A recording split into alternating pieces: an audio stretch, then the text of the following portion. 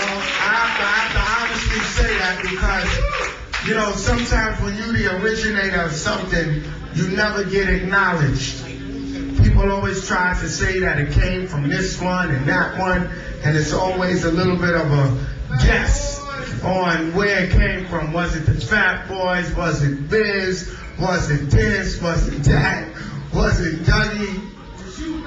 Well, to be honest with you, it was definitely here. This is where it started. E Fresh was the beginning of it, but I'm going to tell you something that I would have never thought about doing it if it wasn't for my friend who I brought down with me today. He goes by the name of the Cut Professor Barry B from the E Fresh crew.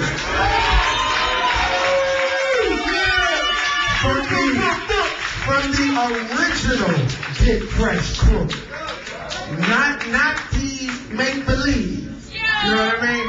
And Barry B was the one that when I came in the house and we used to practice on rhyming, because we go back to like 1980, maybe, just in the house, cutting school, going to Barry B's house because we knew he was home. Barry B was always home. You know, you got that one friend that's always home. You knock on the door. Yo, what's up? So we went to Barry's house. Barry had his turntables. He used to have his turntables balanced on books. Little books, novels and stuff like that. He would be there and we would watch. So in between him doing that and me rhyming, because I used to just practice on straight rhyme and just rhyming skills because that's what it was about. I sat there and I used to just always do this thing, the beatbox. I would just sit there, whatever, just sitting there having fun, playing a lot of old records, a lot of records that y'all may be familiar with that people use, like Brass Monkey, That Monkey, you know that song? Well, the name of that song is called Bring It Here. And Bring It Here, let me see if I can do it. Bring It Here, just go.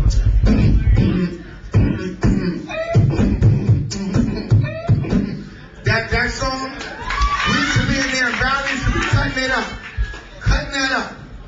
So when he cut it up, I'd be in there and if he stopped cutting it, I would do Bring It Here. Or there's another record called Love Rap, which was the original Treacherous 3. How many of y'all heard of the Treacherous 3? Spoonie G and the Treacherous 3. You know, they used to, they had this record. From the south to the west, to the east, to the north, come on, Spoonie G, go off, and go and get shit, y'all. You know what I'm saying? That record was crazy. So we would sit up there, and when that record go up, I'd be like that.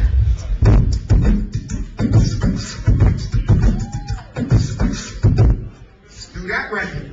And just keep on doing them. Keep on doing them.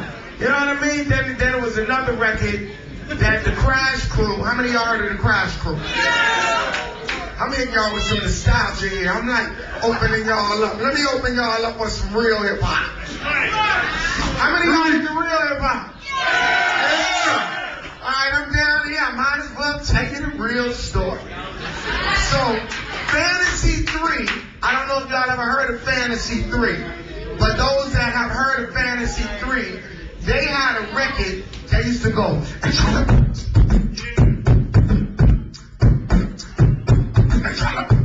That record was bitten, because back in the day you said, you fighting, you know what I mean? That record was bitten by the Crash Crew. So we was there, and what we used to do is we was on the come up. So we would watch all of these different groups do different things. So one day Barry said, because every time he would stop the music, I would do this.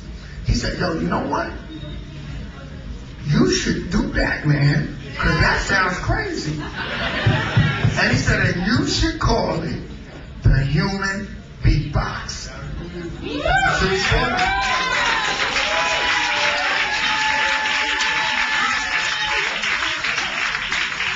so after he told me to do it, what I did was this. How many of y'all ever been to block parties, jams, you know, stuff like that? Around the block, right? They always got the music out there, the DJ playing, you know what I mean? The old school songs. So one day in between the sets of being outside performing, you know, doing the thing, I was rhyming and doing whatever. Barry was changing the records. So when he was changing the records, in between the records, he said, yo, try that now. So I tried it. Yo, check this out, y'all.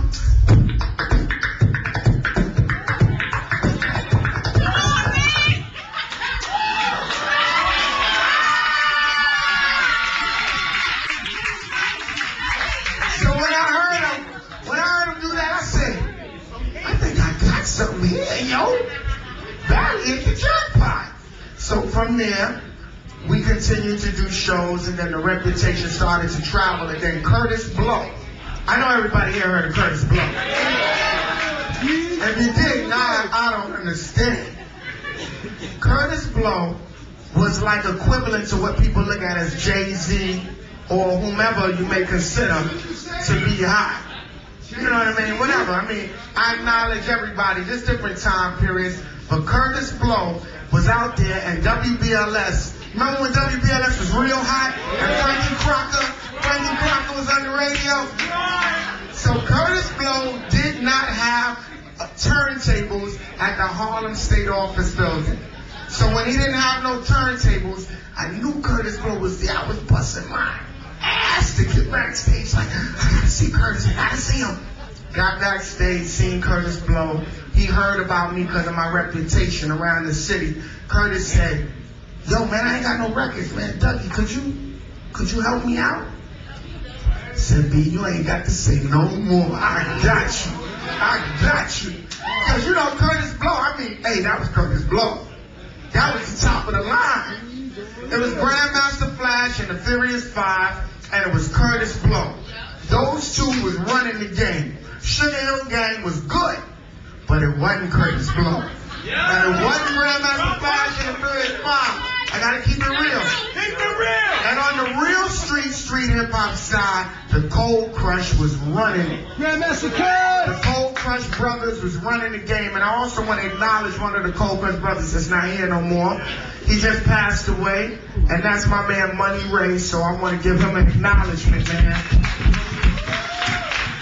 Money Ray just passed away, and you know, so from there, we just continue to make things up and continue to have fun with it. Curtis Blow gave me a shot. I never forget it. Every day that I see him, I say, you gave me a shot. You know what I mean? And the vibe is still good. And the one thing that I always like to do is acknowledge the people that have contributed. Because most of the time when things happen, people don't want to acknowledge who does what they do. A lot of people, you know what's funny about people? People always want the credit when something is good, but they want to disregard or move themselves away from when they think something is bad. Even if you're in the studio and if a record is not successful, the guy who was the producer be like, yo, he just didn't listen to me, man. If the record was hot, he'd be like, well, you know, I did everything I could do to make that hot. You see what I'm saying? So the key is to really be honest. So in an honest conversation right here, I got to tell y'all that if it wasn't for the Get Fresh crew, also to remember Chill Will, who also helped me along the way, none of this would have never happened. Because even when you look at a situation where you see somebody might be successful, there's always people behind them that help them do what they do. When you see that child, that mother and that father help raise that child. So when you see the child, you got to acknowledge the mother and the father, right or wrong. That's how we should do it, right? So I'm just saying that to say that my brother Barry B, the Get Fresh crew, all of them, I acknowledge them for holding it down with me. Round of applause, Barry B. I want to also acknowledge this brother here who to me is making a new step in the right direction, because beatboxing is not acknowledged as much as the other things. And you know why? I'm gonna drop it right now. You know why? Because most people can't do it. See, most people can go, but to be